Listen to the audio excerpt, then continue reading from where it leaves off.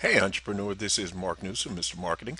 Welcome to this special presentation entitled 5 Incredibly Powerful Reasons Why You Might Prefer a Joint Venture Arrangement Over Using a Venture Capitalist. Entrepreneur, you be the final judge.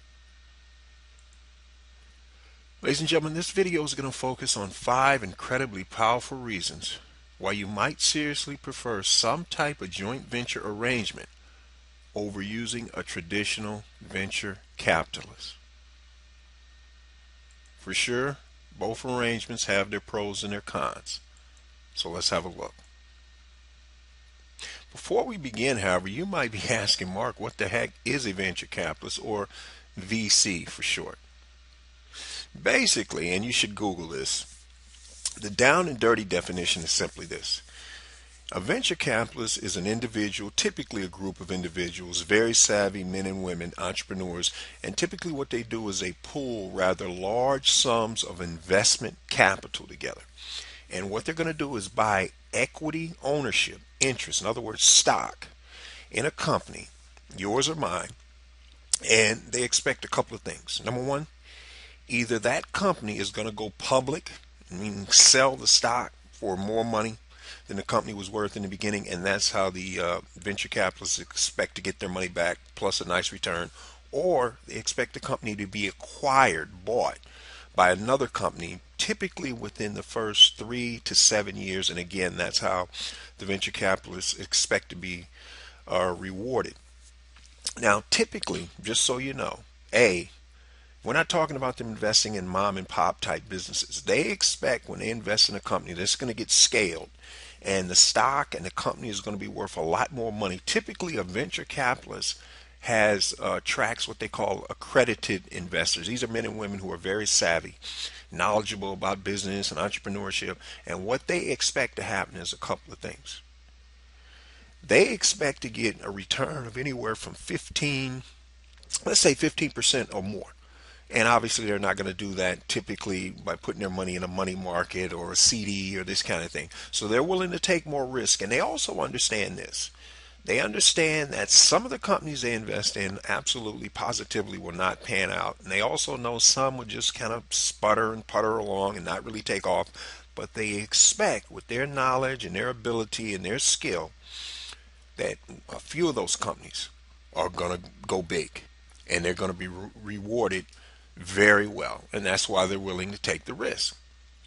Now, here's the other thing you need to understand. Typically, and it don't, this isn't written in stone, but typically they're going to invest, say, a low of $250,000 to anywhere upwards of $10 million. This is per company now. Typically, their funds are going to have anywhere from $50 million and up in one fund. And then that money is going, based on the fees and all this other stuff. And then they're going to divvy it up and put so much into each particular company. And just so you know, typically, a venture capitalist is only going to invest in about 1 to 3% of the potential deals that come across their desk. So they're very select. But here's a couple of things they look for. Number one, the companies that actually make the grade, they're looking for a realistic business plan. That's the first thing. And that's realistic in their eyes, ladies and gentlemen. Another real key important factor is they want to see an experienced management team in place, which means that relative or this person you went to school with or this childhood friend you grew up with that you're very close, that may not necessarily cut the grade. They want to see some real experience on your management team and your board of directors. And here's the other thing. They expect to see a reasonable exit strategy. As I mentioned, either the company is going to be sold, taken public, an IPO, initial public offering, stock is going to be sold, and that's how they're going to get their money back, or the venture capitalists expect that company to be sold within 3 to 5 years, acquired, if you will, by another company for more money. And again, that's how they're going to get their money back. And the other thing is, they expect and almost demand a seat on your board of directors, which means they will have a say so in what you do and how you run your company. So with that said now, and this is just a down and dirty list, ladies and gentlemen. Don't hold this as written and granted, but this is just some give you some ideas. Now with that said, contrast that to your typical what we call joint venture arrangement or mini partnerships or this kind of thing. I was recently on a seminar today with the one and only Mr. Ryan Lee, and he was talking about many partnerships. So I thought that I would put that in there because basically what he was saying is, you're not selling ownership in your company. You just maybe coming together for one particular transaction, a launch or something like that. So let's contrast that to a venture capitalist position and see if you might agree with these 5 reasons why you might prefer a joint venture partnership of some kind over using a venture capitalist. Here's reason number 1. Ladies and gentlemen, if you prefer to remain 100% control over all the decisions affecting your company, both now and in the future, and when I say you, if you have partners already in the company, legal partners, if you, whoever that partnership team is, already prefer to remain 100% in control, then you probably don't want to use a venture capitalist. Here's reason number 2.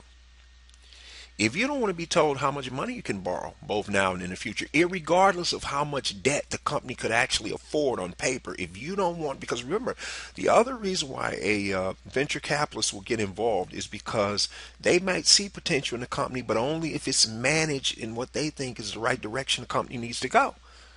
So if you don't want to have the constraints on you, you may not want to use a venture capitalist. Here's reason number 3.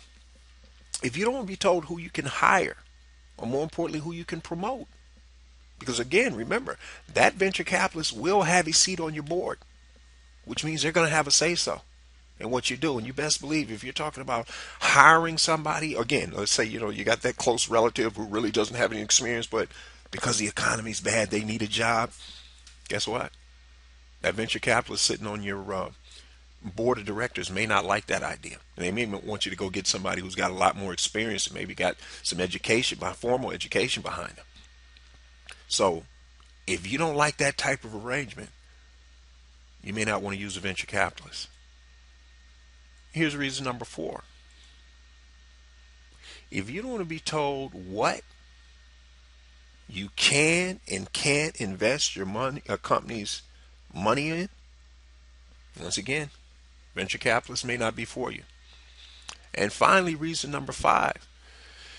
If you don't be told who can and can't be your future joint venture partners, once again, a venture capitalist may not be for you. Now, ladies and gentlemen, I'm not trying to demonize venture capitalists, just so you know. What I want you to understand is these men and women come in with a lot of skill set, a lot of knowledge, a lot of contacts and previous business experience, and they're looking at this strictly as an investment. Whereas you and I, hey, my friend needs a job, or this relative needs a job, or there's pressure from a spouse or a significant other that you should do this and that. That's not going to fly with a venture capitalist sitting on your board of directors. So if they look at a company that you're thinking about partnering with and they don't like certain things that's going on with the company, they may say no, or be a very tough holdout vote that you need. So entrepreneur, I hope you can see in this short video how and why, the 5 reasons why you might prefer some type of joint venture arrangement over using a traditional venture capitalist. Now obviously, you need to do a lot more research. Google's out there, good old YouTube, to educate yourself. And this probably, for 99% of you listening to this, it's not even going to apply to you. You say, well, come on, Mark, you're doing this for 1%. No, I'm doing it because it's very possible somebody you're related to, they might be considering this. So it's just something for you to be able to think about. And when they ask you about it, you can shed some light on it. So with that said, for those of you who want to discover how you can add an additional 25% more gross profit to your bottom line, do so in the next 90 days or less without having to add any new customers or clients, then ladies and gentlemen, do yourself a favor. Grab your free 9-page special report. Just head over to youcanmarketonline.com/sales, because that's where you can get it. This is Mark Newsom, Mr. Marketing. We'll see you again next time on the Marketing Minute.